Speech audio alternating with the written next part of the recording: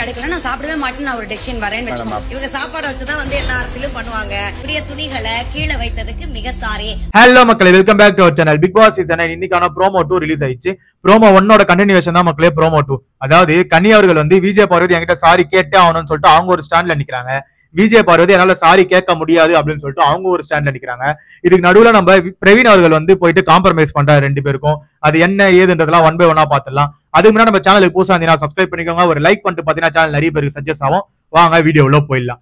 First எடுத்தவொடனே கனி என்ன சொல்றாங்கன்னா, அவங்க வந்து இந்த மாதிரி துணியை மடிச்சு எடுத்து வந்து என் கையில கொடுக்க சொன்னேன், அவங்க கொடுக்காம நம்ம சூப்பர் டிலக்ஸ் வாசல்லே வந்து தூக்கி போட்டு போறாங்க. கேட்டா டோர் டெலிவரி அப்படின்னு சொல்லிட்டு அவங்க ஒரு மாதிரி ஆட்டிடியூட் காமிச்சிட்டு போறாங்க. அது எனக்கு பிடிக்கல.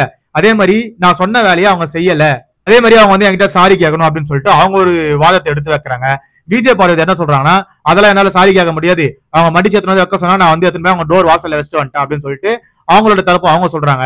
பட் ஆனா கடைசியில என்ன ஆச்சுன்னா, பிரவீன்ராஜ் உள்ள போந்து எதனா ஒரு சொல்யூஷன் இது கிடைச்சே ஆகணும் அப்படின்னு சொல்லிட்டு ரெண்டு பேருக்கிட்டயுமே வந்து காம்ப்ரமைஸ் பேசுறாரு. அப்ப விஜய் பார்வதி என்ன சொல்றாங்கன்னா, என்னால சாரி கேட்க முடியாது அப்படின்னு சொல்லிட்டு அவங்க ஸ்ட்ராங்கா சொல்லும் போது கனி அவர்கள் அங்க ஒரு பிளே பண்றாங்க. அதாவது சூப்பர் டிலக்ஸ்ல கனி அவர்கள் அவங்க சாப்பிட்டாதான் பிக் பாஸ் ஹவுஸ் மேட்ச்ல தான் சாப்பிட முடியும். அதை தெரிஞ்சுக்கிட்டு நான் வந்து சாப்பிட மாட்டேன், இவங்க சாரி கேட்கல, என்னால சாப்பிட முடியாது அப்படின்னு சொல்லிட்டு அவங்க ஒரு பிளே பண்ண உடனே விஜய் பார்வதி என்ன சொல்லிட்டாங்கன்னா, ஓகே சாரி, நீங்க சாப்பாடை வச்சுதான் வந்து கேம் ஆடுவீங்கன்னா என்ன மன்னிச்சிருங்க அப்படின்னு சொல்லிட்டு அவங்க வந்து சொல்லிட்டு போயிட்டாங்க.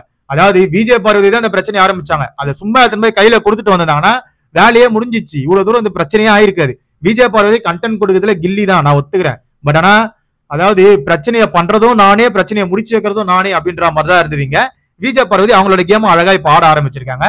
அவங்க ஆல்ரெடி ஸ்டார்டிங்ல இருந்தே அவங்க ஒரு கேம் போடுறாங்க மக்களே. அதாவது என்ன வில்லியாவே ப்ரொஜெக்ட் ஆனாலும் அந்த வீட்டுல கண்டென்ட் கொடுத்துட்டே இருப்போம் அப்படின்ட்டு. அதாவது விஜய் பார்வதிக்கு இன்னொரு நேம் வைக்கலாம், ப்ரோமோ விஜய் பார்வதி அப்படின்னு சொல்லிட்டு. ப்ரோமோ கண்டென்ட் ஃபுல்லா விஜய் பார்வதியா தான் இருக்கு. அதான் வந்து இங்க பார்க்கவும் முடிஞ்சது. இன்னைக்கான ப்ரோமோ வந்து ரெண்டுமே வந்து விஜய் பார்வதியை பொறுத்து தான் இருந்தது. மூணாவது ப்ரோமோ வந்து நாமினேஷனா இருக்கும், அவ்வளவுதான். இன்னைக்கு வேற எதுவுமே அந்த அளவுக்கு டாஸ்க் எல்லாம் இல்லைன்னு நினைக்கிறேன் வீட்டுல.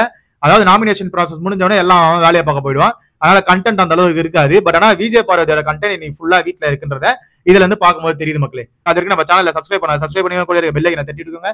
அப்பதான் நம்ம போற வீடியோ எல்லாம் உடனே வந்து சேரும். Love you, bye, take care.